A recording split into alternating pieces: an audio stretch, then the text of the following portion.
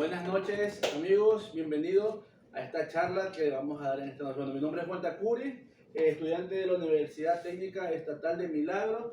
En esta noche vamos a hablar un poco sobre lo que es la psicología del deporte, con el tema el suicidio.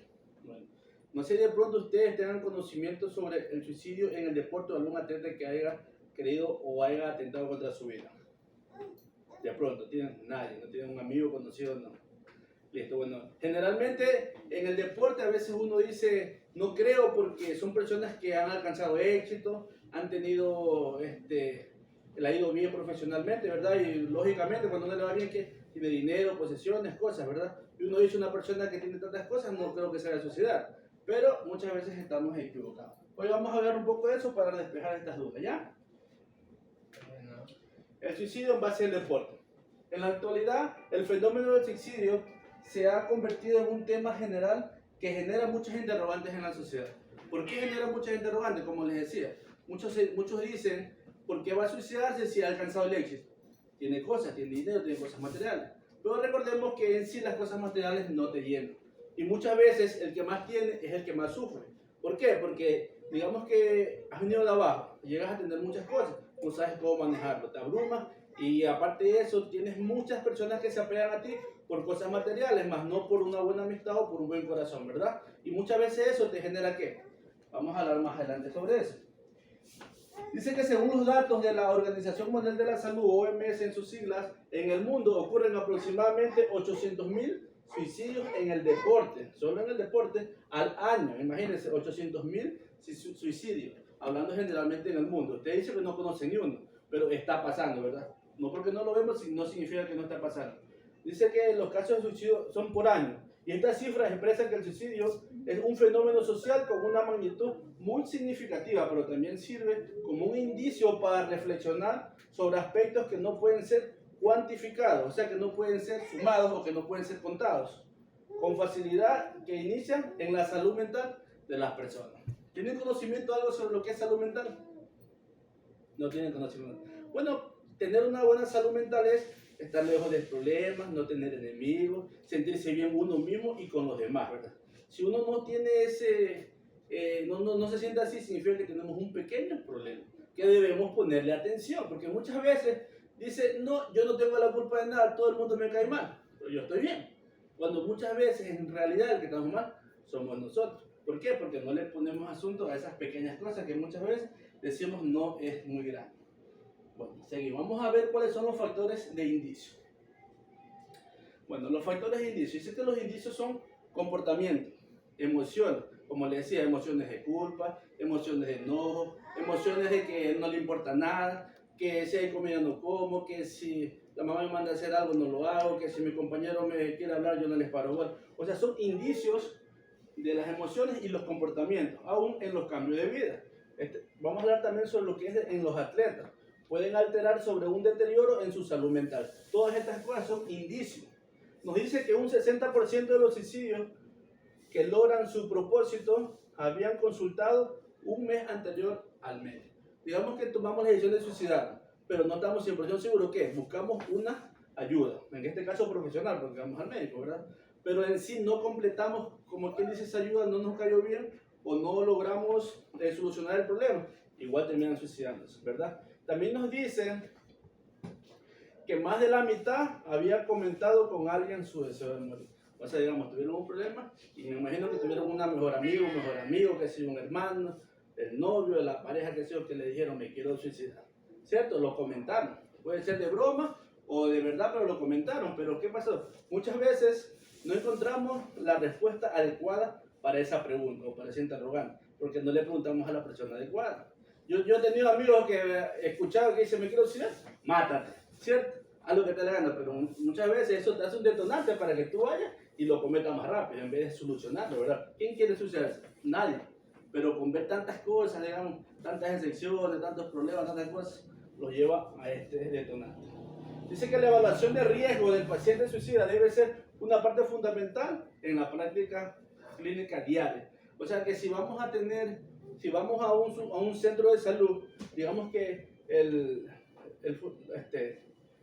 la evaluación psicológica debe ser como como algo fundamental, porque nunca nos hacen una evaluación psicológica, simplemente, o un test, digamos así, para conocer un poco de la salud mental de las personas, ¿cierto? Porque uno va, lo atienden, es lógico, te recetan algo, pero no ven cómo está tu mente, cómo está tu salud mental. Solamente te ven cómo está tu salud, digamos así, normal, lo que uno va a hacer es atender. Pero digamos que esto debe ser algo fundamental que debe existir en los centros de salud, ya que la detención oportuna de estos factores de riesgo de suicida pueden permitir una prevención. Imagínense, hay muchos tests que nosotros podemos evaluar rápidamente cómo se siente una persona o cómo está desarrollando su vida diaria. Y con esto podemos prevenir un futuro suicida, ¿cierto?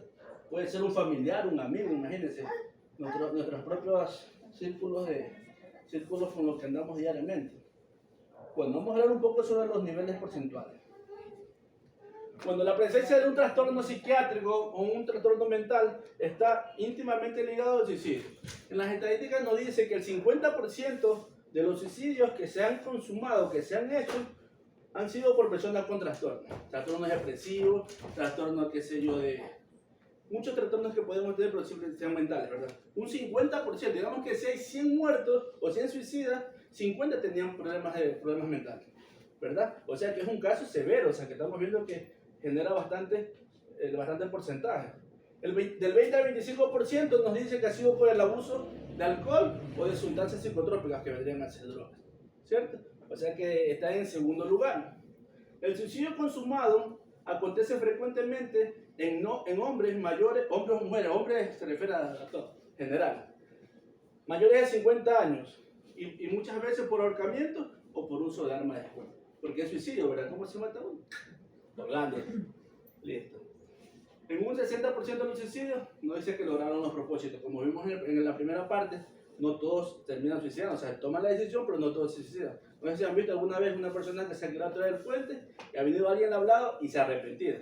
Eso es lo que yo me refiero. No sabemos a quién expresarlo. Porque muchas veces esa expresión nos ayuda a que ya nos retractemos de esa decisión, ¿verdad? Porque a veces las cosas son muy difíciles, pero siempre hay alguien que te puede dar una buena dirección o una buena decisión para que cambies esa manera en la que quieres acabar con tu existencia.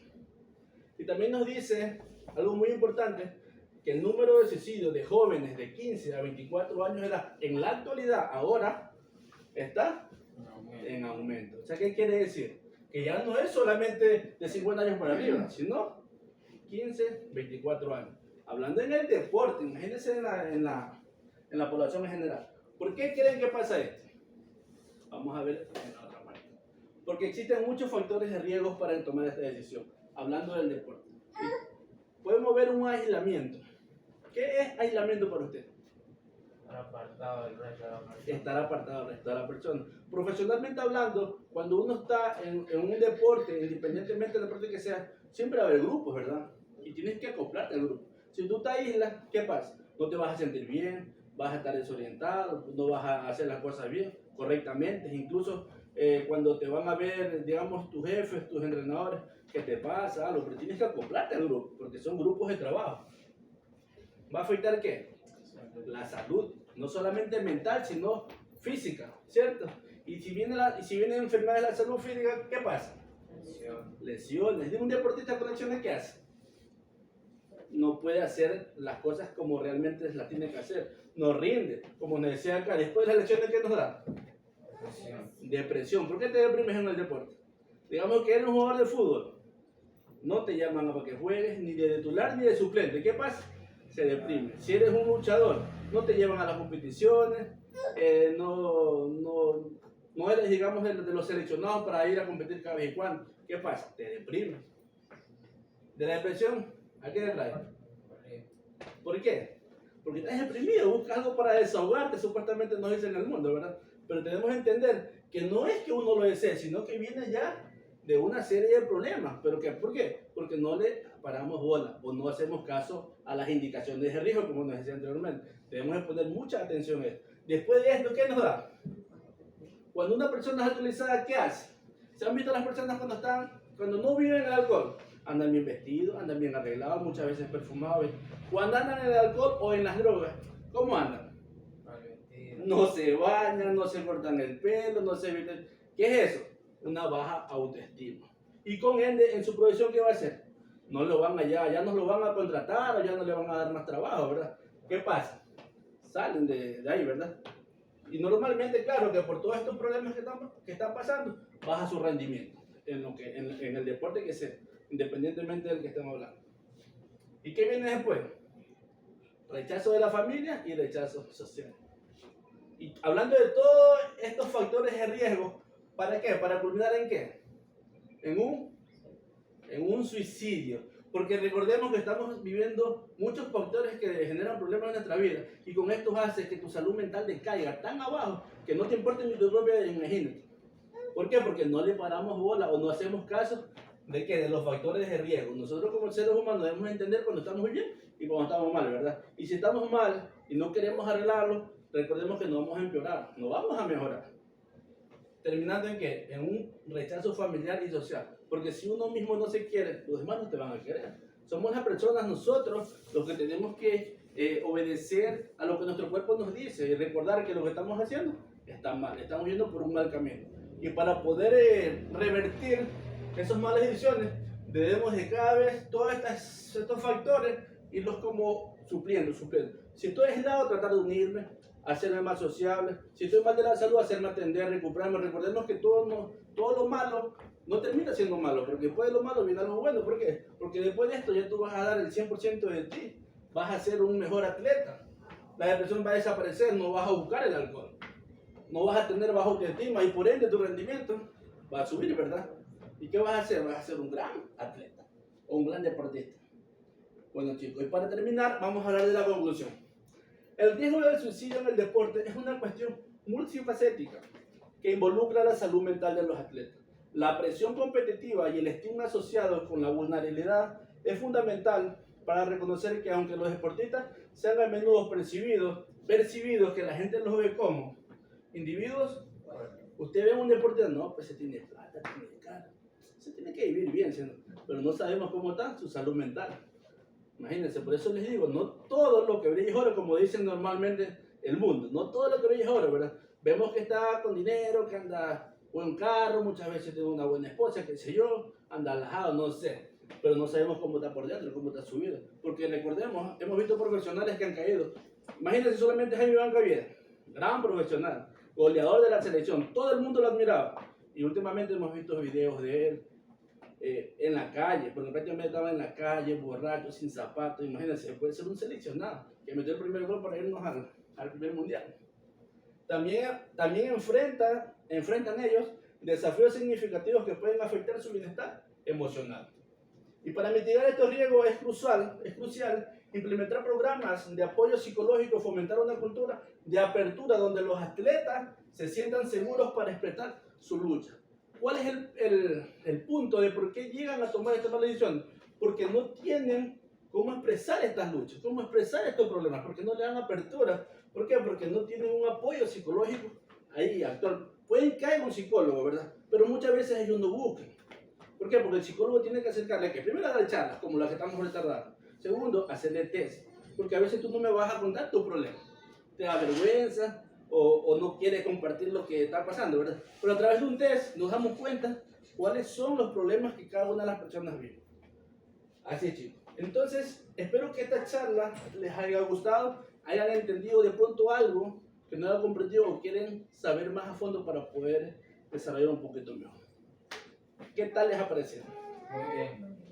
Muy interesante. Bueno, les agradezco mucho su tiempo, espero que próximamente, en próxima charla también puedan asistir para poder tener un poquito más de conocimiento sobre los factores de riesgo que existen en la población.